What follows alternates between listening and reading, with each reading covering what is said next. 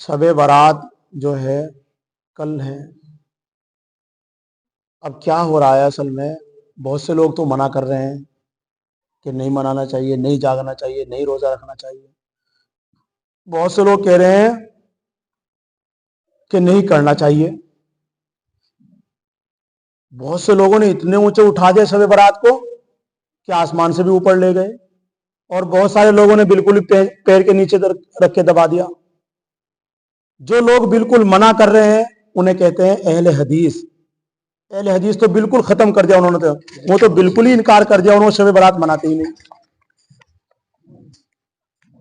اور جو بریلی اہل بدعت لوگ ہیں، جو اہل بدعت ہیں، انہوں نے شب برات کو مسجدوں کو سجایا جا رہا اور پورا دھماکہ اور موم بتیاں مسجد دھواں اس طرح نکلا بھٹے میں سے نکلتا ہو، انہوں نے اتنی عزت دے دی۔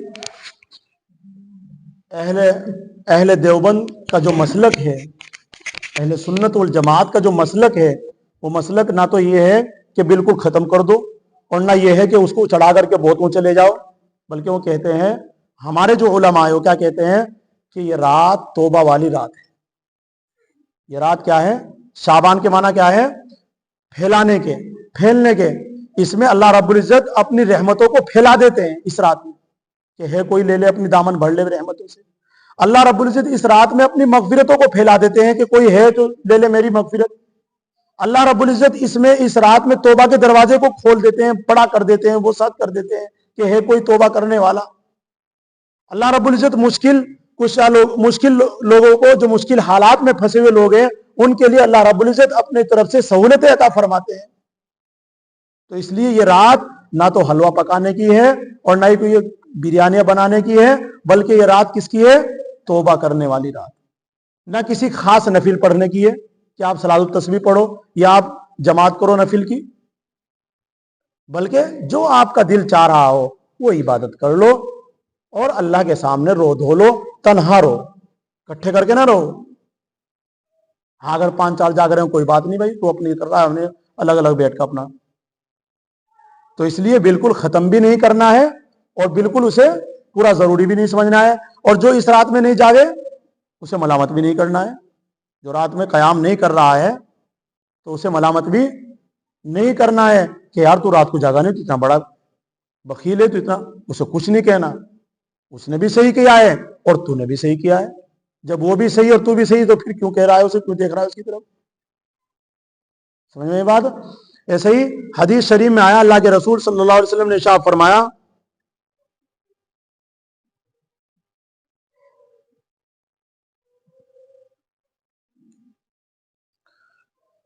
حدیث شریف میں آیا، عن علی رضی اللہ تعالی عنہ قال قال رسول اللہ صلی اللہ علیہ وسلم ان کانت لیلۃ النصف من شعبان قوموا لیلہا، اگر ہو نصف رات یعنی شعبان کی رات، شعبان کی آدھا شعبان گزر گئے اور 15ویں رات ہو، تو ہمارے نبی کیا کہہ رہے ہیں؟ فقوموا لیلہا، کھڑے ہو جاؤ، قیام کرو اس کی رات میں۔ تو اس سے دیکھو، اس سے پتہ چلتا ہے کہ رات میں عبادت کریں۔ لیکن اور آگے فرمایا وہ سومو یومہا، اور اس کے دن کا روزہ رکھو 15ویں تاریخ کا۔